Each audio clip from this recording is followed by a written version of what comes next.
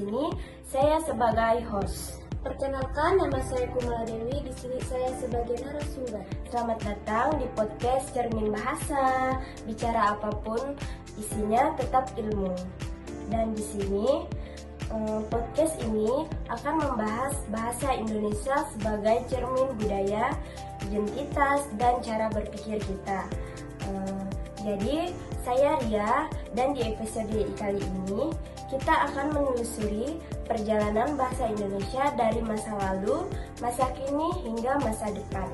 Kita akan ngobrol soal apa ketakutan utama bahasa Indonesia, dan bagaimana perkembangannya sejak kemerdekaan, dan bagaimana nasibnya di tengah usus digital saat ini. Jadi, sebelum kita masuk ke era digital, menurut kakak, apa ketakutan utama bahasa Indonesia yang membedakan dari bahasa lain? Menurut saya, kekuatan bahasa Indonesia yang utama dalam bahasa Indonesia terletak pada kesederhanaan dan daya serap yang tinggi. Bahasa Indonesia itu nggak ribet, susunan penjelasan yang nggak terlalu banyak perubahan. Bentuk kata seperti bahasa asing, misalnya seperti kata kerja dalam bahasa Indonesia. Waktu misalnya kayak makan dan tetap makan, tinggal tambahkan keterangan waktu. Pagi tadi malam, besok makan. Beda dalam bahasa Inggris. Nah, selain itu bahasa Indonesia itu sangat lengkap, dia bisa menyerap banyak kosakata dan bahasa lain, kayak seperti Belanda, Arab, dan Tionghoa. Sampai sekarang bahasa Inggris. Tapi anehnya, walaupun nyerap banyak, dia tetap terasa Indonesia banget. Karena ada rasa lokalnya sendiri. Yang menarik juga dalam bahasa Indonesia yaitu punya kekuatan sebagai alat persatuan, dan di negara lain punya ratusan bahasa Indonesia. Oh, jadi bahasa Indonesia itu kuat karena sederhana, lentur, dan mempersatukan. Dan ia mudah dipelajari, terbuka, menyerap pengaruh dari luar tanpa kehilangan identitas, dan berhasil menjadi jabatan komunikasi di tengah keragaman budaya Indonesia. Inilah yang membuat bahasa Indonesia begitu istimewa dan relevan sampai sekarang. Jadi, topik bahasan yang diambil tadi yaitu bahasa Indonesia sebagai bahasa persatuan dalam Sumpah Pemuda. Yang kedua, perbedaannya dengan bahasa daerah. Dan yang ketiga, peran dalam pendidikan dan pemerintah setelah kemerdekaan. Jadi kita masuk ke asesmen yang kedua, bahasa kini, tantangan dan perubahan. Jadi Kak, bagaimana sih perkembangan bahasa Indonesia sejak masa kemerdekaan hingga sekarang menurut pengamatan Kakak?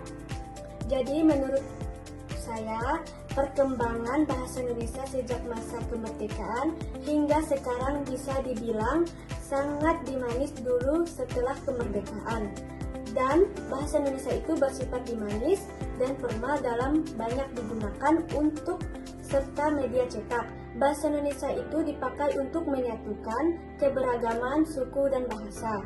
Jadi daerah di seluruh Indonesia itulah salah satu kekuatan utama dalam sebagai alat pemersatukan. Oh, jadi begitu.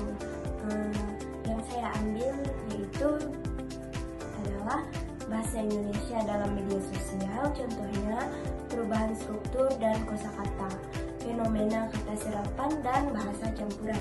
Jadi kita masuk ke asesmen yang ketiga, yaitu bahasa nanti, harapan dan masa depan. Saya mau nanya lagi nih Kak. Jadi menurut Kakak, apa yang perlu dilakukan agar bahasa Indonesia tetap hidup dan relevan di masa depan Kak? Menurut saya, supaya bahasa Indonesia tetap hidup di depan di masa depan, kita harus menjaga agar terus dipakai dalam kehidupan sehari-hari, baik secara lisan maupun tulisan. Bahasa Indonesia itu seperti makhluk hidup.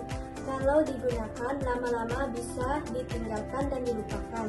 Jadi penting untuk membuat bahasa Indonesia tetap menarik dan bisa mengikuti perkembangan zaman. Misalnya menyesuaikan kosakata dengan budaya baru tanpa harus kehilangan jati dirinya.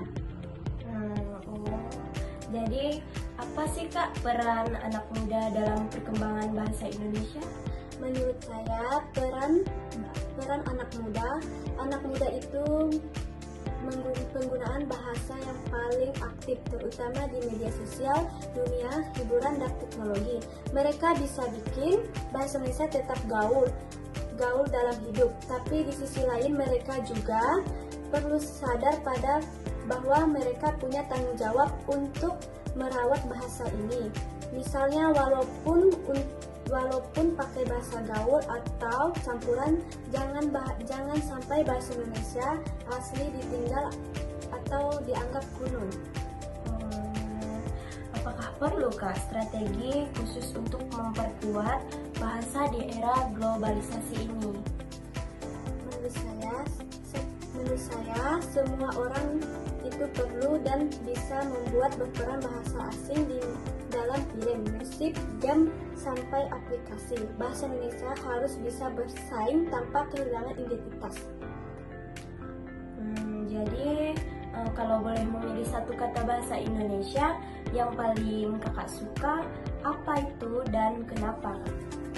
Menurut saya, salah satu cara untuk dengan memperkuat bahasa di sekolah sejak ini mendukung konten kreatif lokal dalam bahasa Indonesia itu dan memberikan ruang agar bahasa Indonesia ini bisa berkembang secara alami dan tetap terarah. Dan bukan karena selalu melarang bahasa asing, tapi lebih ke menjaga agar bahasa Indonesia itu tidak terselisih di rumah sendiri. Jadi kalau Kakak bisa menciptakan satu kata baru yang ingin dimasukkan ke dalam kamus, apa dan artinya apa? Halo semuanya, perkenalkan nama saya Ria. Di sini saya sebagai host. Perkenalkan, nama saya Kumala Dewi. Di sini saya sebagai narasumber. Selamat datang di podcast Cermin Bahasa. Bicara apapun, isinya tetap ilmu.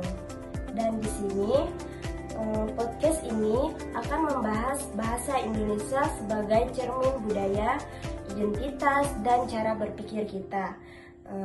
Jadi, saya Ria, dan di episode kali ini kita akan menelusuri perjalanan bahasa Indonesia dari masa lalu, masa kini, hingga masa depan. Kita akan ngobrol soal apa ketakutan utama bahasa Indonesia, dan bagaimana perkembangannya sejak kemerdekaan, dan bagaimana nasibnya di tengah usus digital saat ini. Jadi, sebelum kita masuk ke era digital, menurut Kakak, apa ketakutan utama bahasa Indonesia yang membedakan dari bahasa lain? Menurut saya, kekuatan bahasa Indonesia yang utama dalam bahasa Indonesia terletak pada kesederhanaan dan daya serap yang tinggi. Bahasa Indonesia itu nggak ribet, susunan penjelasan yang nggak terlalu banyak perubahan. Bentuk kata seperti bahasa asing, misalnya seperti kata kerja dalam bahasa Indonesia. Waktu misalnya kayak makan dan tetap makan, tinggal tambahkan keterangan waktu. Pagi tadi malam, besok makan. Beda dalam bahasa Inggris. Nah, selain itu bahasa Indonesia itu sangat lentur, dia bisa menyerap banyak kosakata dan bahasa lain, kayak seperti Belanda, Arab, dan Tionghoa. Sampai sekarang bahasa Inggris. Tapi anehnya, walaupun nyerap banyak, dia tetap terasa Indonesia banget. Karena ada rasa lokalnya sendiri. Yang menarik juga dalam bahasa Indonesia yaitu punya kekuatan sebagai alat persatuan, dan di negara lain punya ratusan bahasa Indonesia. Oh, jadi bahasa Indonesia itu kuat karena sederhana, lentur, dan mempersatukan. Dan ia mudah dipelajari, terbuka, menyerap pengaruh dari luar tanpa kehilangan identitas, dan berhasil menjadi jabatan komunikasi di tengah keragaman budaya Indonesia.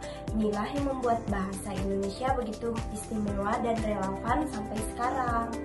Jadi, topik bahasan yang diambil tadi yaitu bahasa Indonesia sebagai bahasa persatuan dalam Sumpah Pemuda. Yang kedua, perbedaannya dengan bahasa daerah. Dan yang ketiga, peran dalam pendidikan dan pemerintah setelah kemerdekaan. Jadi kita masuk ke asesmen yang kedua, bahasa kini, tantangan dan perubahan. Jadi Kak, bagaimana sih perkembangan bahasa Indonesia sejak masa kemerdekaan hingga sekarang menurut pengamatan Kakak? Menurut saya, perkembangan bahasa Indonesia sejak masa kemerdekaan, kini dan sekarang bisa dibilang sangat dinamis. Dulu seperti kemerdekaan, bahasa Indonesia lebih bersifat formal yang banyak digunakan dalam bahasa kenegaraan, pendidikan, serta media cetak. Bahasa ini dipakai untuk menyatukan kebahasaan. Jadi menurut saya, perkembangan bahasa Indonesia sejak masa kemerdekaan hingga sekarang bisa dibilang sangat dinamis dulu setelah kemerdekaan. Dan bahasa Indonesia itu bersifat dinamis dan formal dalam banyak digunakan untuk serta media cetak. Bahasa Indonesia itu dipakai untuk menyatukan keberagaman suku dan bahasa. Jadi daerah di seluruh Indonesia itulah salah satu kekuatan utama dalam sebagai alat pemersatuan. Oh, jadi begitu. Yang saya ambil yaitu adalah bahasa Indonesia dalam media sosial, contohnya perubahan struktur dan kosakata, fenomena kata serapan dan bahasa campuran. Jadi kita masuk ke asesmen yang ketiga, yaitu bahasa nanti, harapan dan masa depan. Saya mau nanya lagi nih Kak, jadi menurut Kakak apa yang perlu dilakukan agar bahasa Indonesia tetap hidup dan relevan di masa depan Kak?